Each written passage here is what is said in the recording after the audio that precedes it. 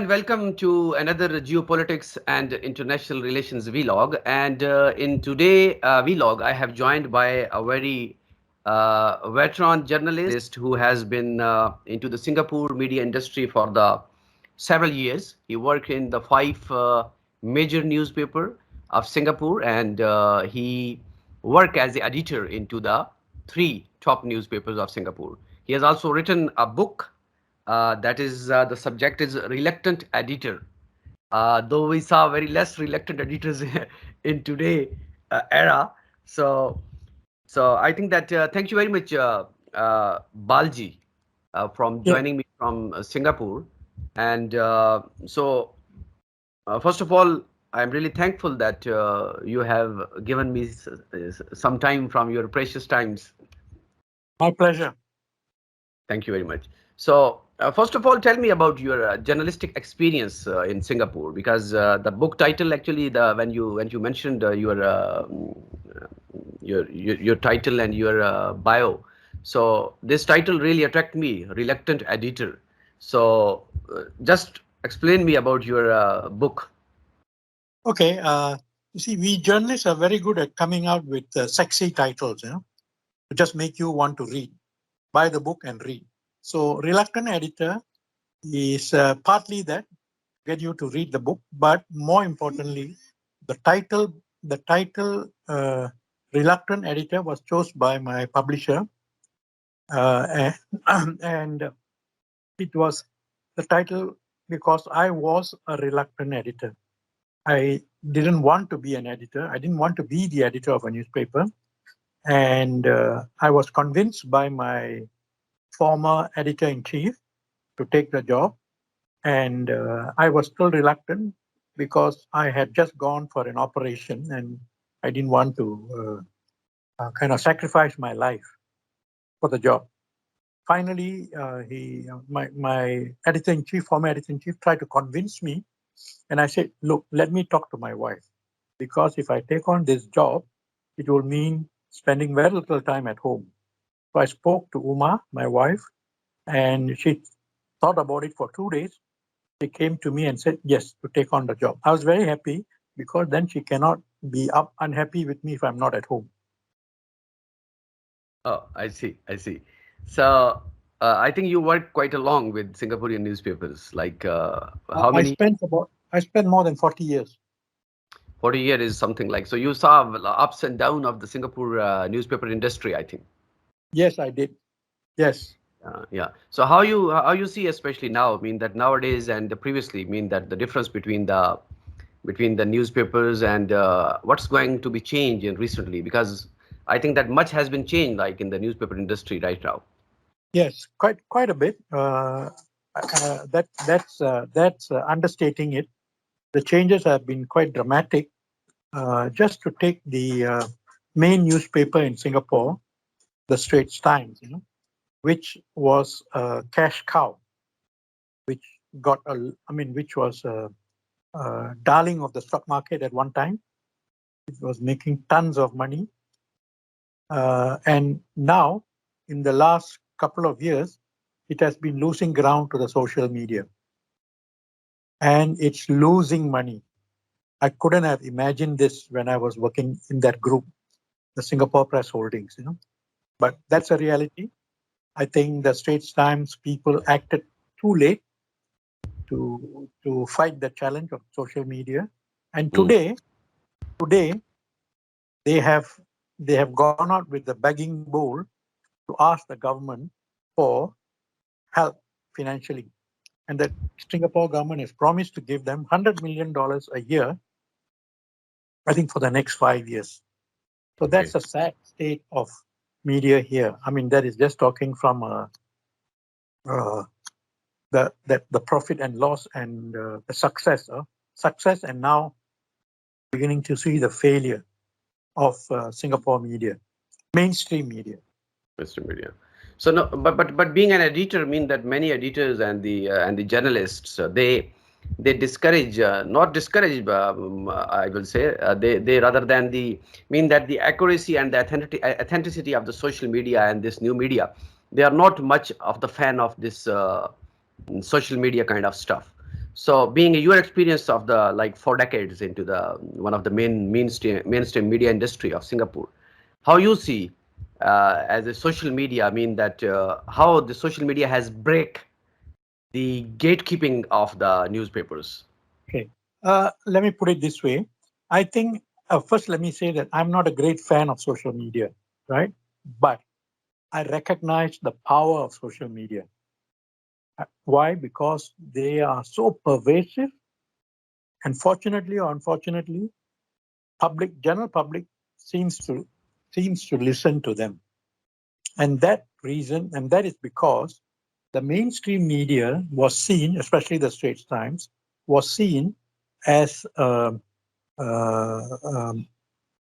major supporter of the government, which I think the public, especially the the younger ones, didn't like.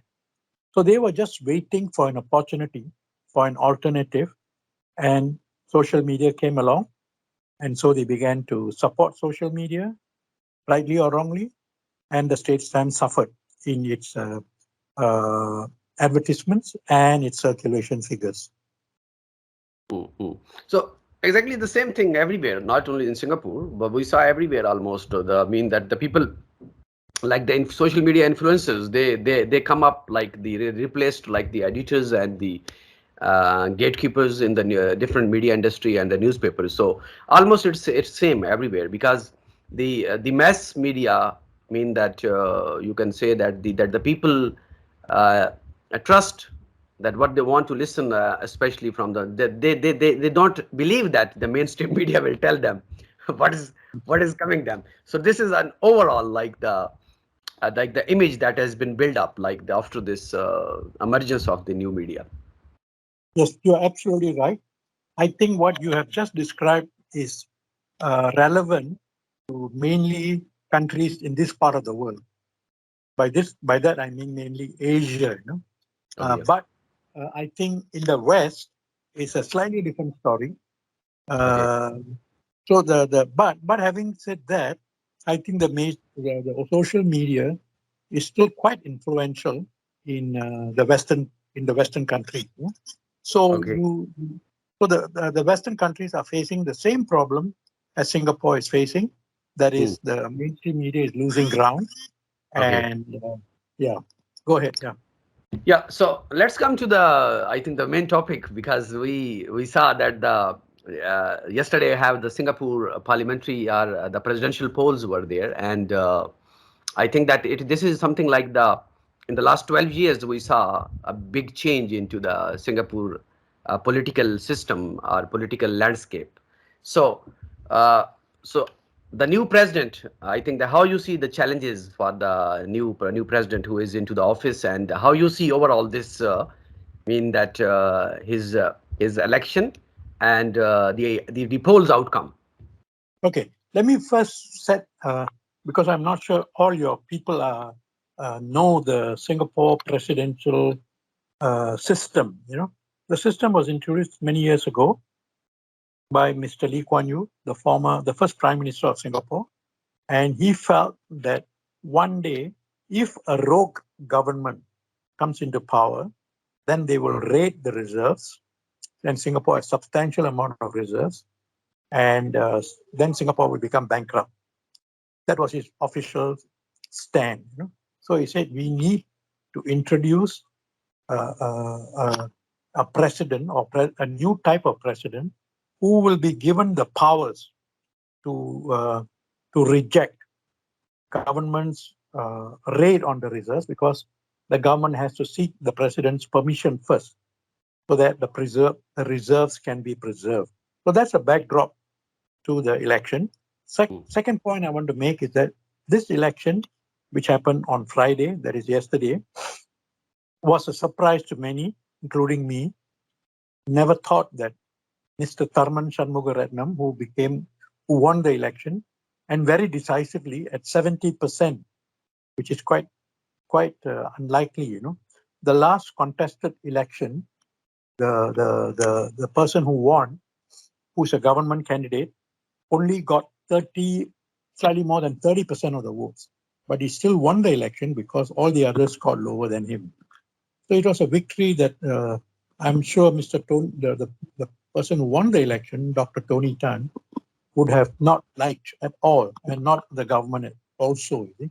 So just to give you that context, and why there was a lot of chatter on social media that the Tharman Shanmugaratnam, our elected president now, will not have a good outing. That doesn't mean he won't win. He will win, but by a very small majority. Now, that has changed. And why has that changed? And I think one is that Mr. Tharman is a very, very popular politician in Singapore. And although he represented the ruling party in the previous elections, he's always got high marks, high number of votes, Mm. and people respect him, people like him, not just Okay. because he's a nice chap, but also because he is a very respected politician in Singapore. So Okay. that kind of made a lot of people, surprised a lot of people. Mm. Okay. So how you see the mean that after becoming the into the office, what are the major challenges for the leadership now? Mean that I think we saw a lot of inflation and the other problem around the world, and Yeah. mean that how you see in the Singapore, like because inflation is something like this that is um, something like unbearable all around the world, I think. Yeah. Well, let me first say that this president is not a political appointment. So the rules say that he should stay away from politics. He has just got two functions mainly. One, to make sure that nobody raids the reserves. And secondly, that important critical appointments to civil service have to go to him. And he has to give the approval. So I think the inflation is really a government's task. And since you asked the question of inflation, I think Singapore is in a very peculiar and difficult situation because nearly everything that it wants comes from overseas. So the Okay. inflation is brought in, is imported, if I can use that word, into Singapore. But the government tries to keep the inflation in check. But having said that, the prices have really shot up, and my own view, having spoken to many people, that there are people, especially in the lower income group, even in the middle income group, are facing a lot of pressures. So let's see what the government will do. I'm not sure how much the government can do. It can provide safety valves, like giving Mhm. them extra cash, but how long can that last? That's a big Okay. question. So, but the structure of the prime minister will be the same. Mean that after this presidential election, mean that the prime minister will be in office and the parliamentary system is working like that. The parliament system will continue to work, and there's an election coming in, should be held by 2024, I think by late 2024, which is next year, and that's when Mhm. the parliamentary elections will take place. So, do you think that the current presidential election will have some impact on the upcoming parliamentary elections? That's what the government is hoping for, that this will have a kind of a nice, cool spillover effect on the parliamentary elections, but I'm not so sure because this election was fought on the basis of Mr. Tharman Shanmugaratnam's popularity. He is extremely popular here. So I think the PAP government's policies, and whether it's inflation or other things, kind of didn't matter that much in the presidential elections. Hmm. So, but this outcome is like you say that the vote that the president get is as due to his own personality and all his political charismatic personality, something like that. Personality plus he's a brilliant economist. The world respects him.